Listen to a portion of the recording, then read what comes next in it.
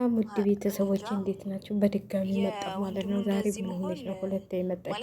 ሰሞኑን ጠፍተሻል ነበር እንዲህ እንዳትሉ ብዬ ነው የመጣሁላችሁ ማለት ነው።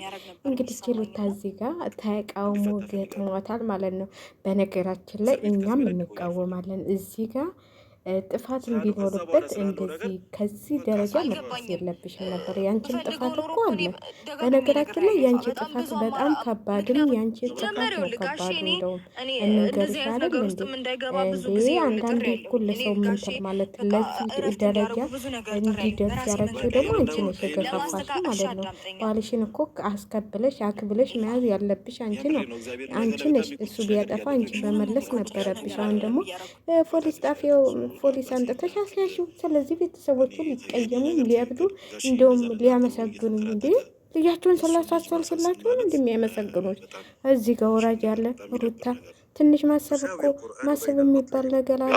እንዴት ነው የሚያስብ? ከአንተ በላይ ምስክር ሆናለሁ ማለት ነው። ስለዚህ ኃይለ ቃል መጠቀም አችልም። እኛ ምንም አላልኩትም። እያያችሁት አይደል ብዙ ነገር ሊያስካለባት ያው ህግልሽ ላይ ወድቆ ሲለምንሽ ወንድሙ አሁን ደግሞ ሊያመሰግኑኝ ይገባል። ሩታዬ ተይ እንደዚህ ብሎ ነገር ቀልድ የለም። ልጃቸው እኮ ነው እንዴ ምስጋና ምን ትጠብቃለሽ እንዴ? ብዙ ነገር ሁን ያለው አንቺ እኮ ነሽ። በነገራችን ላይ የራሱ ጥፋት ሰው አይታየውም እንጂ አንቺም አጥፍተሻል።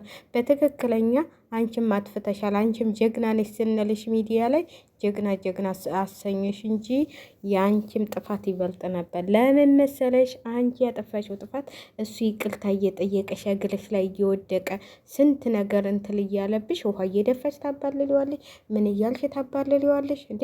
አሁንም እኮ ግዴታ ህግ ይፍታ እንትል በል። እሱ ፈቃደኛ ካልሆነ እንደማይፈታች ታውቂያለሽ እንዴ?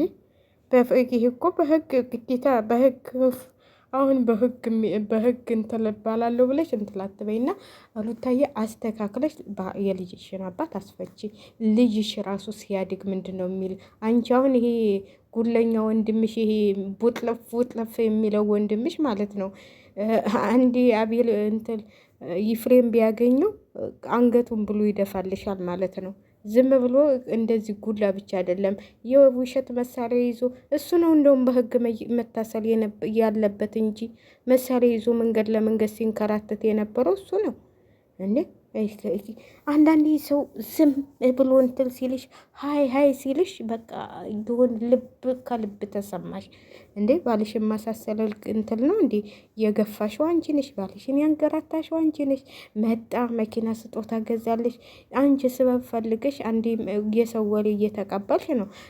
ኮሜንት እያነበብሽ ኮሜንት አንቺና እሱን አብራችሁ እንድትሆኑ የማይፈልጉ ሰዎች ኮሜንት ሲጥፉልሽ እሱን እየተቀበልሽ እያነበብሽ ባልሽን በገዛ እጅሽ አጣሽው። አሁን ደግሞ ለምን ሰው ጋር አብሮ ሄደ ለምን ሰው ጋር እንትን አለ ብለሽ ፖሊስ አሳስለሽ በዛ ላይ ቤተሰቦቹ እንዲያመሰግኑኝ እፈልጋለሁ ብለሽ ቁጭ እውነቱን እኮ ነው። ኤፍሬም እኔ ትክክለኛ ነገር ነው የተናገረው ብዬ ነው። ይሄ ማሰብ የነበረብሽ ጋሽዬ ልጃቸው አይደለም ወይ እንደዛ ግሌ ላይ እየወደቁ ሩታዬ እያሉ እየለመኑ ብለሽ አሁን ደግሞ ጋሽዬ ይቅርታ የልብሽን ሰልተሽ ይቅርታ።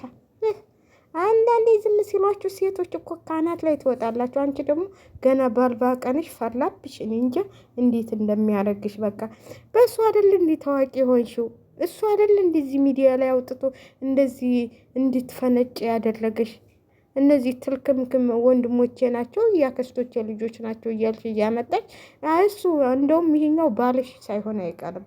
እያከስትልኝ ምናምን አይደለም ወንድምሽ አለ አይደል እንዲ ወንድምሽ ለምን አብሎሽ አይቆምም? ወንድም አለሽ አንቺ። ይሄ ወንድምሽ አይደለም፣ በምንም ታምር ወንድምሽ አይደለም። ያክስቴ ልጅ የምትዩ በፊት እንደውም ስትሳሳሙ ምናምን ታይታችኋል፣ ቪዲዮ አለ። ያንቺስ ገበና ያንቺንስ ጉድ ማን ያውጣው? ያንቺን ገበና እኮ ስለደበቀልሽ ነው አብርሃም። ያንቺን ገበና እኮ ስለደበቀልሽ በአደባባይ አላወጣም ስላለ ነው እንጂ ያንቺን ጉድ አለ እኮ ገና ይዘለዘላል፣ ይዘረገፋል። ተው ተቻችላችሁ እንደመኖር። አሁን ደግሞ ፖሊስ አንጥተሽ አሲዝሽ ይሄ ነው የሚገባህ፣ ይሄ ነው የሚገባህ። የልጅሽ አባት እኮ ነው። እስቲ ደህና ነገር እየሰላችሁ ለልጆቻችሁ አጠራቅሙ።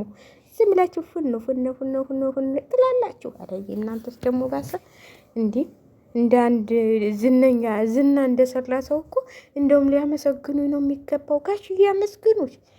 አብርሃምን አሳሰረሽባቸው። ኧረ ጋሽዬ ጋሽዬ ሊያመሰግኑሽ ይገባል።